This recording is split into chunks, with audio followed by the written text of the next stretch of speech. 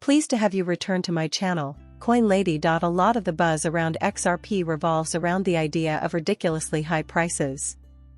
While the price of an XRP token is currently 50 cents, many have speculated, myself included, as to how it can rise to astronomical sums like $30,000 in the future, following in the footsteps of Bitcoin's meteoric rise. Plus, I've seen something in the realm of regulation that may limit the maximum price that XRP could reach, if there is such a thing as a set price, and prevent it from going higher, correct? These limitations may not be insurmountable in the future if other factors come into play, such as widespread individual adoption of XRP and the fact that what I'm about to explain may be the primary factor in determining the price. Because of what I'm about to say, asset price theory has maybe gained some credibility. Shortly, we will discuss the latest news on the Bank of International Settlements and their Basel structure. If you're unfamiliar with the term, I'll explain. These regulations have effectively restricted access to certain digital assets for financial institutions. Alright, so now we can go into the details. However, in general, if an asset or digital asset is classified as a Group 2 asset, we will go over this again, then you are limited to holding no more than 1% of the total value of your holdings in a Group 1 asset. For example, you cannot own an unlimited quantity of XRP, only 1% is allowed.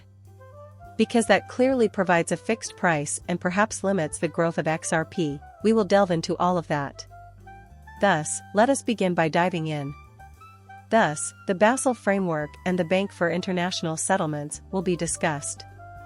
The best international financial institution, the Bank of International Settlements, BIS, is responsible for formulating these policies and facilitating cooperation among various financial institutions. It functions similarly to a bank of banks, providing assistance and delegating important tasks to individual banks and central banks around the world. In addition, the Basel framework for regulatory requirements is developed by the Active Committee on Banking Supervision, BCBS. As I mentioned before, the Basel framework is only a set of laws put forth by BCBS with the goal of enhancing supervision and risk management for all of these central banks.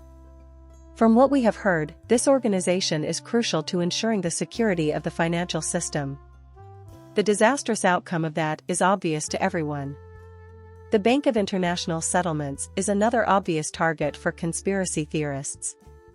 The Basel framework, on the other hand, targets many categories of digital assets. Thus, this is how cryptocurrency is being defined at the moment. So, this is what a Group 1 digital asset looks like.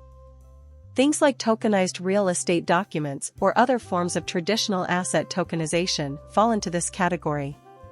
Stablecoins are another item that fits that description. In the end, they become a Group 1 digital asset if they satisfy specific criteria. Just like fiat currency, such as the dollar, which was backed by gold until it became an unpacked asset in 1972 or something, a pair of digital assets known as unpacked crypto assets do not have any physical backing.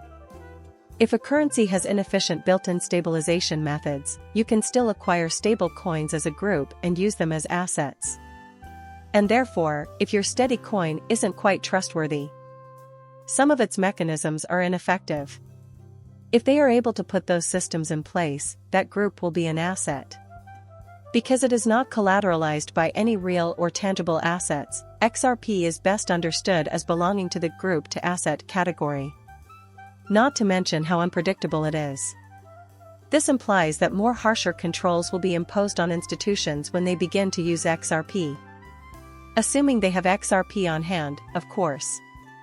Holding XRP is definitely one thing, but putting it to use as a technology might be a little different. Newly enacted rules are rather stringent. I hope you're keeping up with me. Financial institutions are subject to an exposure limitation when it comes to grouping assets.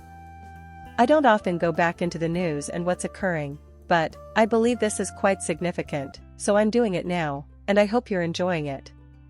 Please subscribe and like if you appreciate the video. I can't wait until we reach 100,000 subscribers. The purpose of establishing this exposure limit is to reduce potential dangers.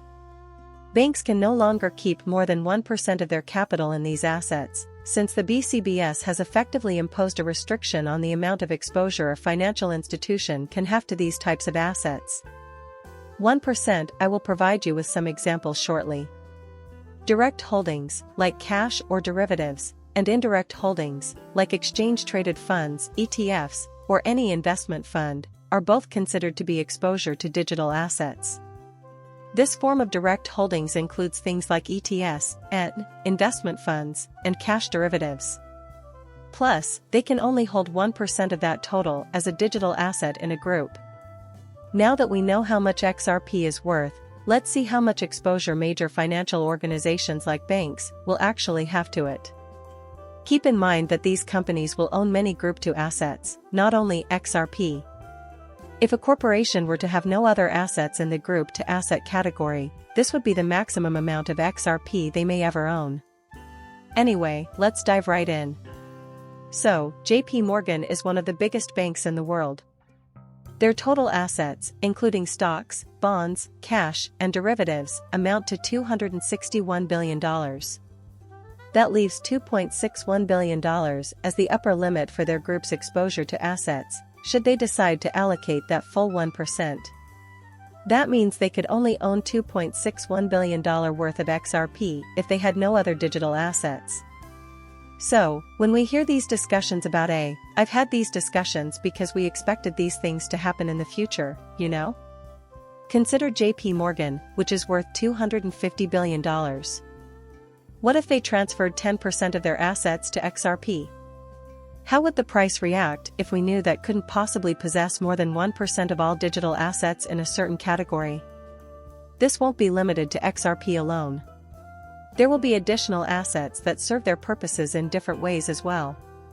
By way of illustration, to bring this potential price prediction down to earth, consider the following financial institutions: Wells Fargo, with $175 billion in reserves, Bank of America, with $185 billion in core capital, HSBC, with $138 million in core capital, and so on.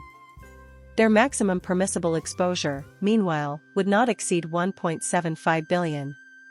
So, instead of having $1 trillion, which would be approaching $1 trillion, if those 4 companies were to allocate all of their holdings to XRP as the ultimate asset, the price of XRP would plummet, and we would be left with just 4 companies, each with a maximum ownership of $7.5 to $8 billion.